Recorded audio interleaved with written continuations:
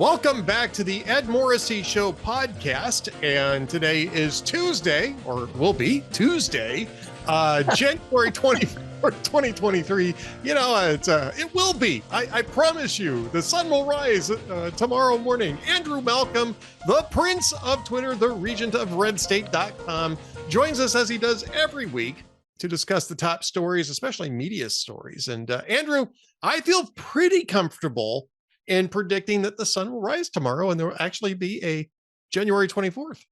I don't know. You could be part of a Russian collusion. It could be. It could be a disinformation campaign. That's right. That's right. We need to get that fact checked. Yeah, but you know what the cool part about that is that if I'm wrong, nobody's going to see this anyway. So You remember that great meme about God announces end of the world and how different media covered it?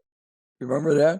Yes. And my favorite was the New York Times, and it said, "God announces end to world, women and blacks hardest hit." Well, yes, as it should be. So the LA Times was selling the film rights. That's right. I forgot about that. Yeah. Soon to be a major Hollywood motion picture. Back in the day, it would have been produced by Irwin Allen. Yeah. Oh, I remember that. Wasn't that the Towering Inferno and all that? Yeah. The Master of Disaster. I know that Ali ended up getting that. I think it was Ali that had that nickname, but I think that's what they called Irwin Allen too. Was the Master? I don't think it was copyrighted, so that's okay. Yeah, that's true. All right. But good Lord willing, the creek don't rise. It will be Tuesday, January 24th. And on Monday, January 23rd, man, we have all sorts of things to talk about here. I would say first and foremost, even before we get to your excellent topics over at redstate.com, Andrew, is the arrest of a former FBI counterintelligence agent, Charles McGonigal, who was arrested for money laundering in connection with the Russian oligarch and in connection to Albanian intelligence, in actions that go back to 2017, which coincidentally or not, Andrew, was about the same time that Charles McGonigal was helping to kickstart Operation Crossfire Hurricane, which was exploring whether or not Donald Trump colluded with the Russians to win his election. I mean, isn't that amazing? Yeah, I mean, either you can't make this stuff up or Charles McGonigal did. I suspect that Charles McGonigal at least made up some of that stuff, but I mean, this is insane. I mean, I've heard of projection before, but this is ridiculous. Oh, it's beyond belief, and it's bad enough by itself. But what it does is corrode faith in some of our basic institutions. And I just read a poll last night that Republicans are the ones who really believe that. But you talk about Albanian intelligence. You remember the movie with Albania? Wag the Dog. Oh, I forgot that involved Albania. Yeah. That every time one of these fake things comes up in Washington, I think about that movie. That was an entertaining movie, but also a scary movie long term. Yeah, I mean, I think it was scary because people realized, how easily that could be, how easily one could be manipulated into these sorts of things. That brings us back to Operation Crossfire Hurricane, right? I mean,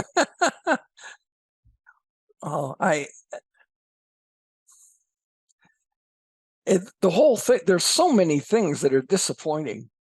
And of course, from my point of view, 55 years in media and so on, I'm just crushed that my former newspaper profession is party to such fake news, and can't seem to mount the energy to to be what the Constitution protects them to be, which is watchdogs to government. And it's just, the whole thing is just crushing. We become part of the government process, social media colluding with the FBI and the Biden and the DHS on censoring Twitter. And it's just. And that Facebook had to be part of that too. I mean, we got a peek inside Facebook, but only in relation to the CDC based on some documents that was forced to disclose because of a lawsuit that's going on right now.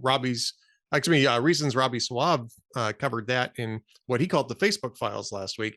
But that's just a small slice of what's probably in those files. I'm sure that the FBI and DHS were all over Facebook the way that they were all over Twitter to censor content. That's something I don't know what to do. Well, I don't know. There's nothing I suppose I can do about it except to be shocked and appalled and take it out in the ballot box someday on somebody.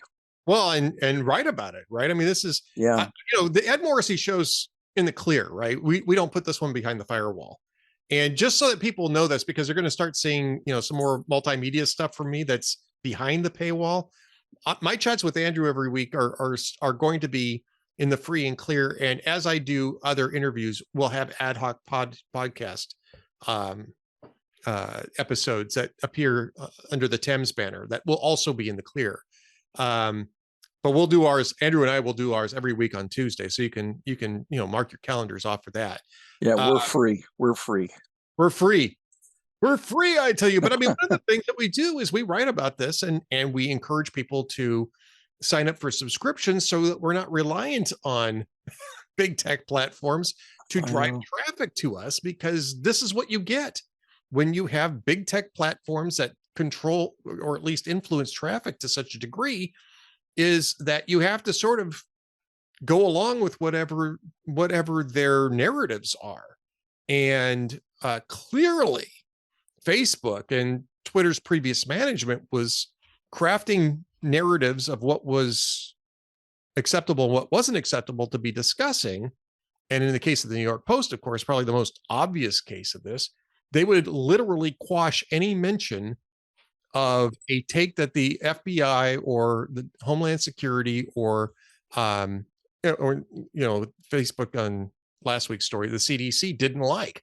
They'd actively quash it. Yeah.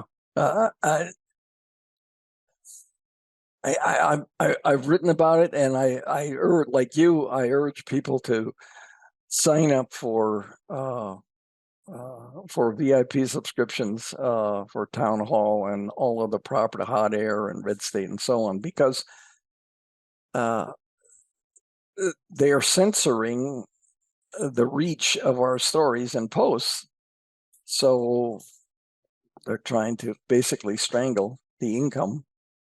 Yes. And a lot of people I find are responsive to that once they understand it's not just a paywall for fun, because you and I don't get the money. It's the strength of the institutions that employ people who are willing to look at these subjects that the government and the big tech don't want us talking about.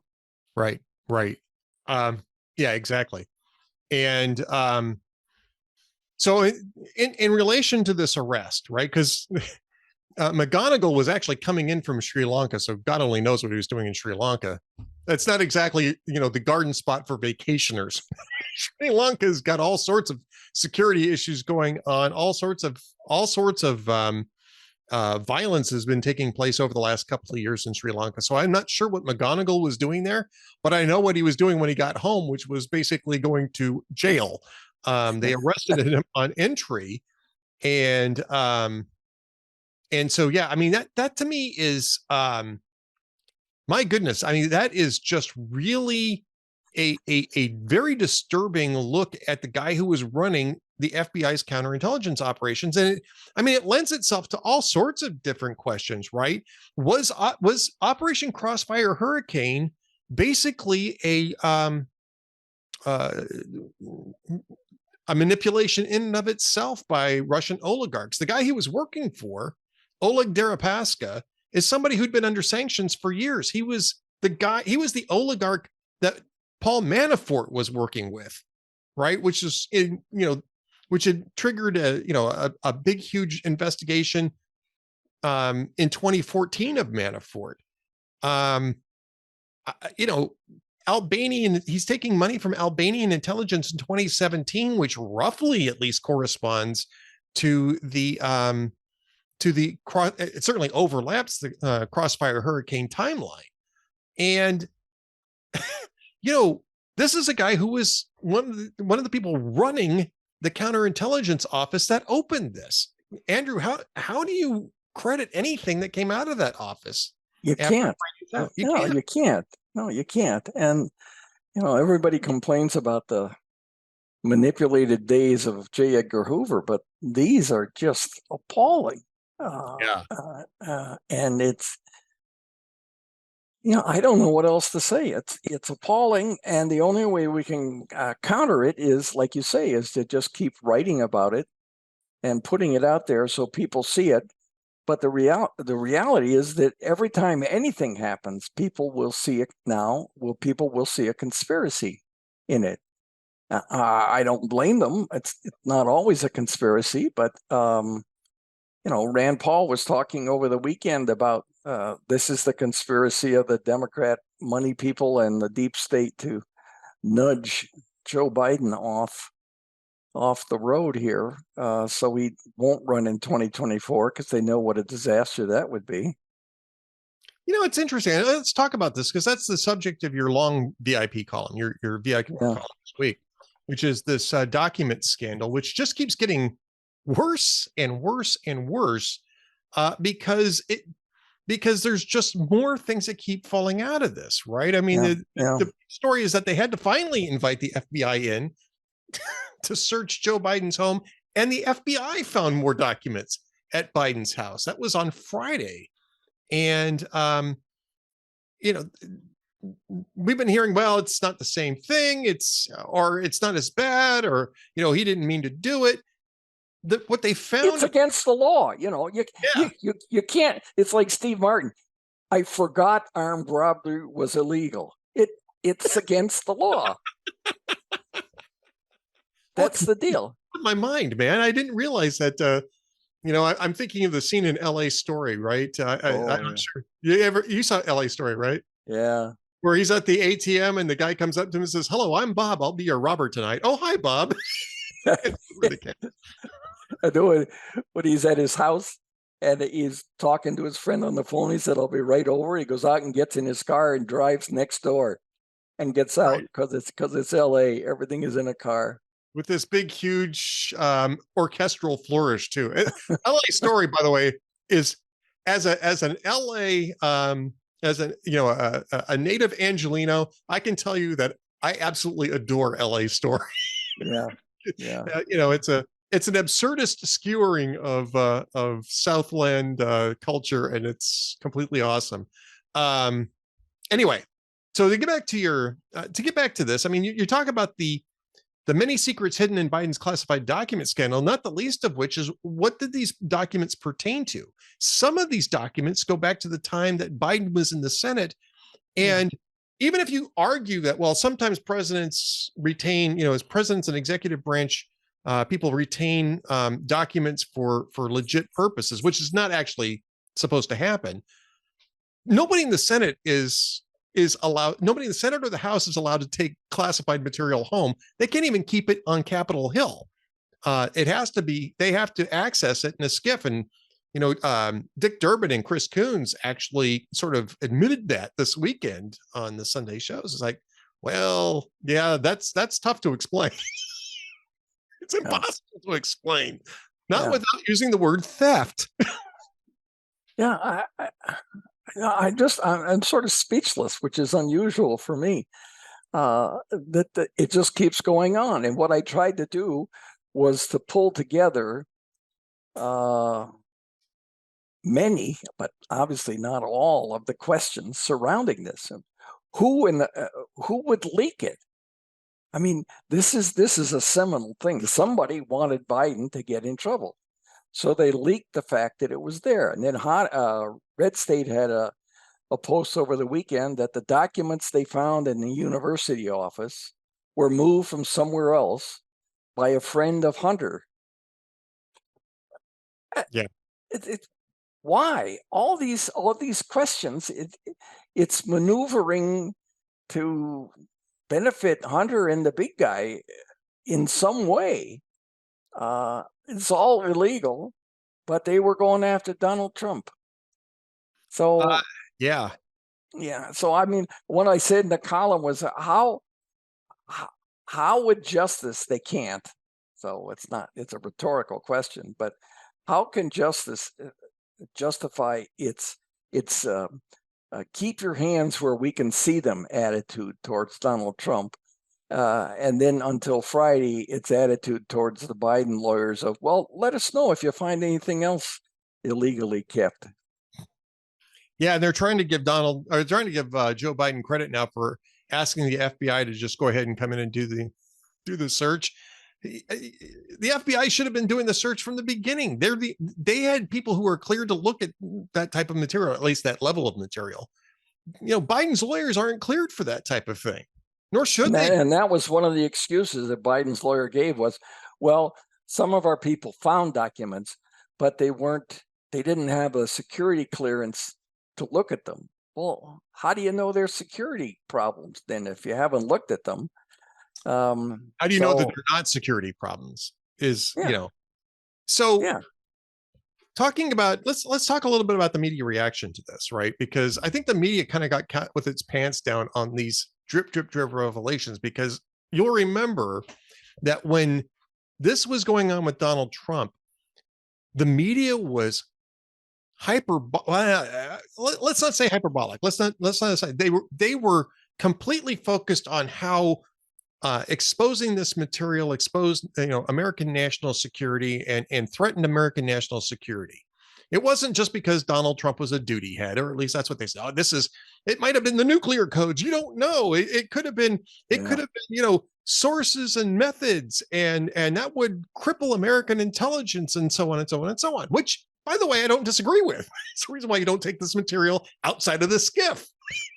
And I'm sorry, but Donald Trump didn't have any business taking that stuff back to Mar-a-Lago with him. But back then, that was the media narrative. It wasn't that, well, everybody does it, but he was just not being cooperative. It was all about the risk to national security. Well, fast forward to January 9th, and all of a sudden, well, what Trump did may have been sort of what everybody else does, but he did more of it and he wasn't cooperating. No, that wasn't the issue. I know. Right? Talk about collusion. It's professional malpractice is what it is. I agree. It's hard to come down on people or causes that you personally believe in, but that's why you got these constitutional protections. You're supposed to be an ethical watchdog, and clearly they're not. They've been bought. And if only because they have such common cultural backgrounds, the same schools, the same culture, the same liberal attitude, values, and so. When the Biden people come and say, well, we can't really have this stuff out there, they're amenable. And it's not, it shouldn't be amenable to any of it. Should have been blowing the whistle and writing about it. That DHS has asked us to help censor social media. But no, they don't. And it's shocking. And it's a shame that it's become sort of the norm. Well, and as you write in your column, I mean, we're focusing on this one specific scandal, but as you write in your column, this goes beyond just this one scandal. This goes into all of the different double talk and gobbledygook that keeps coming out of the White House on things like inflation. You mentioned inflation specifically, the economy a little bit more generally, about how, well, no, we're doing great. The economy's, going great guns, and you've got Google, Amazon, and Microsoft laying off a combined 40,000 people in the next few weeks. And that's just them. Right. And the media playing along with this. If Donald Trump had said any of these things under the same circumstances, the media would have crucified him. Well, and they did. And Yeah. sometimes deservedly so. I mean,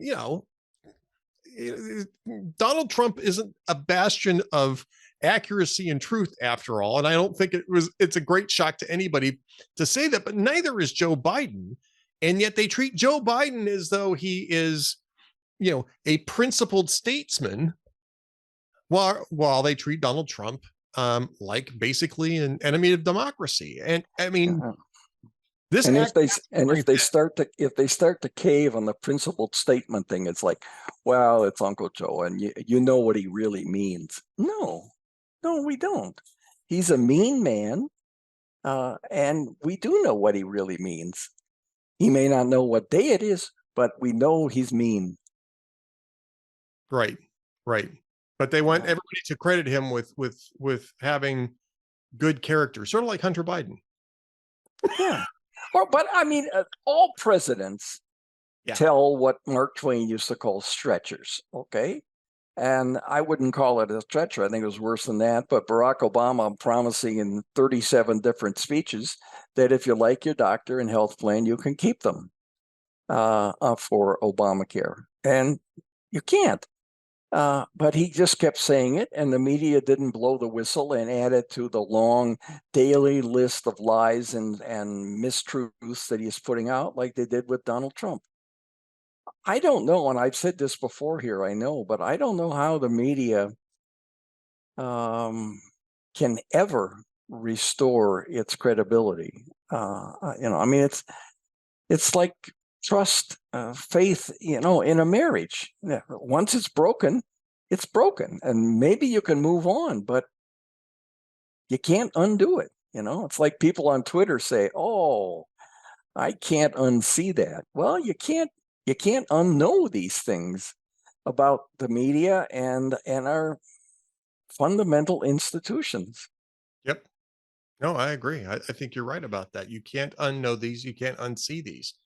And so, yeah, the issue here, I think, really is going to be just when the media is going to get in on what is clearly some sort of movement within the Democratic Party to push Biden off to the side for 2024, right?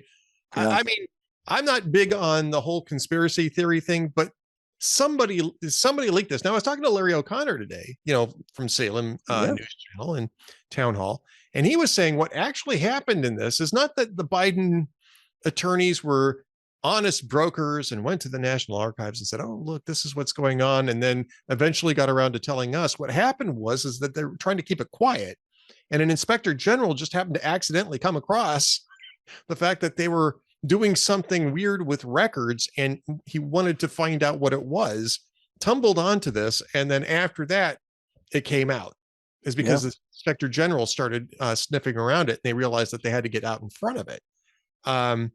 So, and that explains a lot, actually, because that's also a good explanation of why they kept doing the drip, drip, drip thing. These guys don't have a handle on how many places Joe Biden stashed classified documents and for what purpose. Yeah.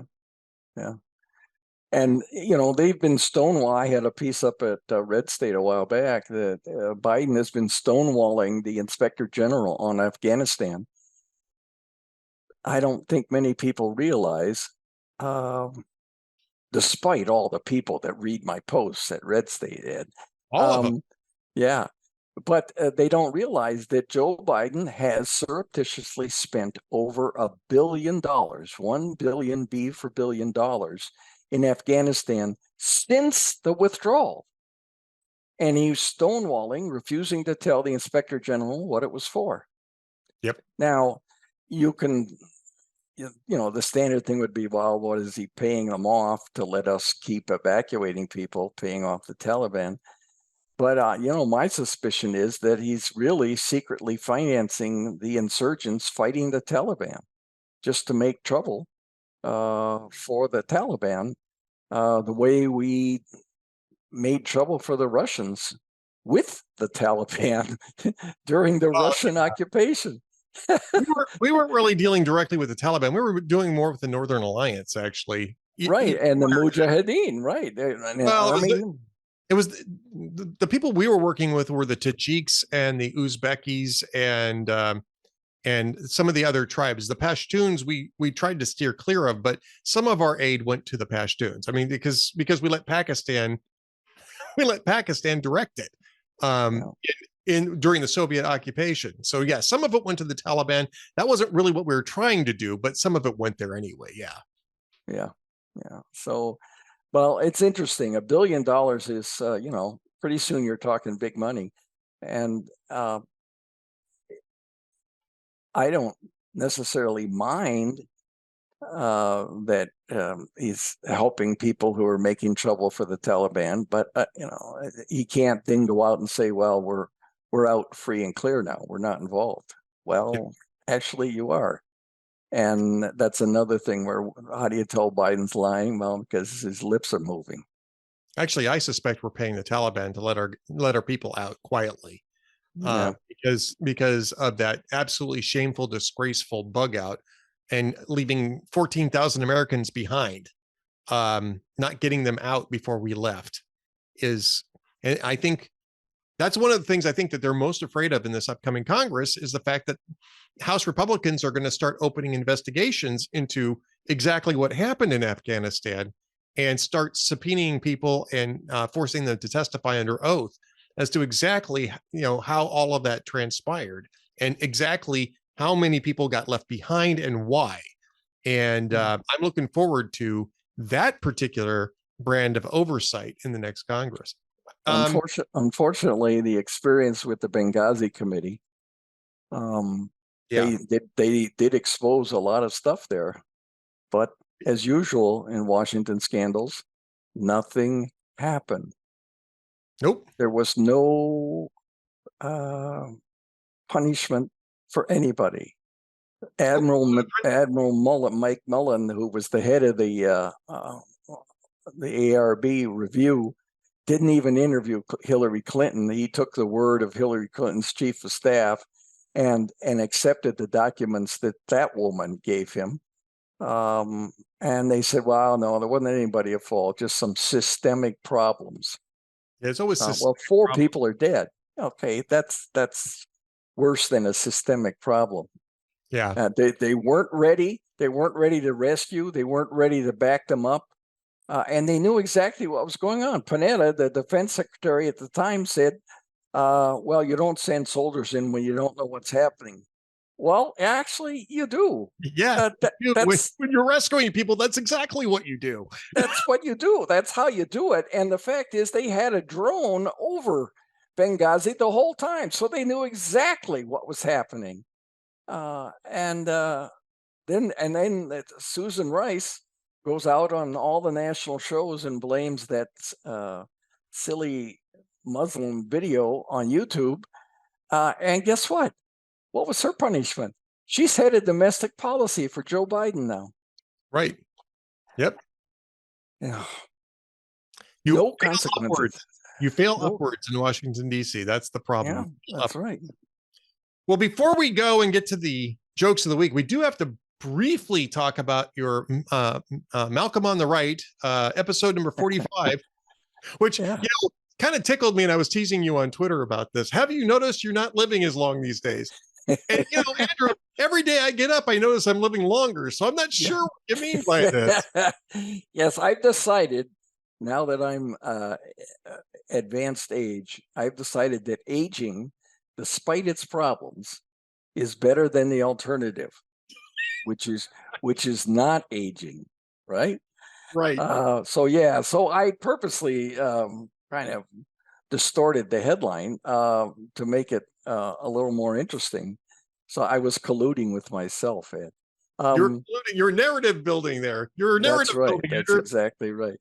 The fact is that today, Americans' average lifespan is the same length as it was in the early 90s. All this advancement for decades, we've been getting healthier and healthier and living longer.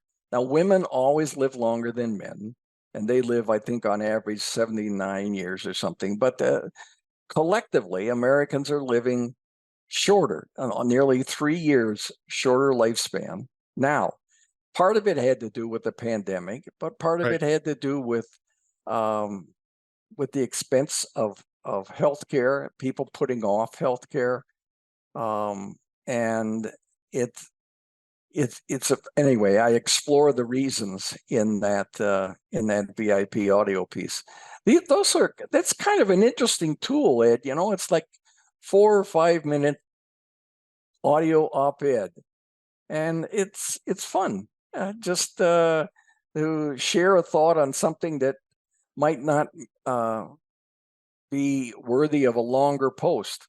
So I'm really enjoying that part. We've done 45 of them. So I guess that means 46 is this week. The pressure's on. Unless for some reason the sun does not rise tomorrow. That's right. Exactly right. There's the threat. There's the threat. All right. Well, that means that we got to squeeze in the jokes of the week before it's too late, Andrew. Well, I've got some. They're all old, but as Conan said, Arnold Schwarzenegger's cyborg character in one of his movies goes back in time to fight a younger version of his cyborg character. The two characters tried to talk it out, but neither Schwarzenegger could understand what the other was saying. Tuma. Yeah. And Seth Meyers, he said, today, this happens every year, today was National Hug Your Cat Day.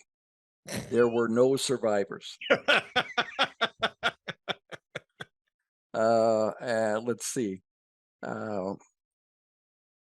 Then Myers said that Joe Biden, this is a while back, obviously, Joe Biden estimates he's taken more than 8,000 round trips on Amtrak in the last 50 years. Yet it feels like even more than that, said the guy who sits next to him. And one other's, Seth Meyers, he said, Hillary Clinton joined Instagram this afternoon, and somehow she's already deleted thousands of photos. It's amazing. It's amazing how efficient she can be. She wiped them with a cloth, Andrew. She wiped them with a cloth. In her bathroom. Yeah. Bathroom. That's right. That's right. All right. Andrew Malcolm is here every single week on Tuesdays for the Ed Morrissey Show. He's also the prince of Twitter at AH Malcolm. He's also the regent of redstate.com, where you can read his VIP columns and VIP video hits called Malcolm on the Right, MOTR is the way they're listed.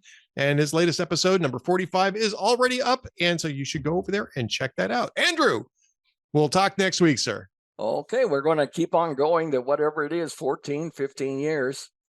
Getting close. It's going to be 15 years in April. So isn't that something? And I'm concerned, like in the NFL, I'm concerned about you picking up the option for my next year. Yeah, but see, you it's almost nothing against the cap. So, I mean, I don't really have a problem. Yeah, exactly. Well, okay. Thanks, Ed. Thanks, everybody. See you next week. See you next week. Stand by for one more message from the Ed Morrissey Show. Coming up next.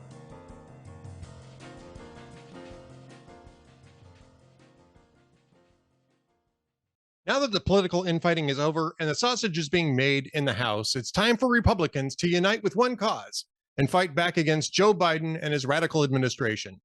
The GOP has promised to investigate Biden family corruption, the border, big tech censorship collusion, the origins of COVID, the FBI, and intel agencies' attacks on the American people, and more. And it's time to hold them to those promises. Here at Hot Air, we won't let up on holding them accountable. We unapologetically fight back against the radical left and squishy rhinos in Congress who fail the people. We bring you the truth and go to war against Biden's woke communist agenda. But we need your help. By becoming a VIP for hotair.com, you can help us in this battle for our country. Just look at the House Democrats leader Hakeem Jeffries. He's another divisive radical leftist, and his communist Sesame Street speech proves it. If Republicans don't halt the Biden agenda and conservative media fails to hold them accountable, it could mean the end of our great country. Join us in the fight. Become a Hot Air VIP member or a VIP Gold member today and use the promo code SAVEAMERICA to receive a 40% discount on your membership. Stand with us and fight to save America. We will never give up. And thank you very much.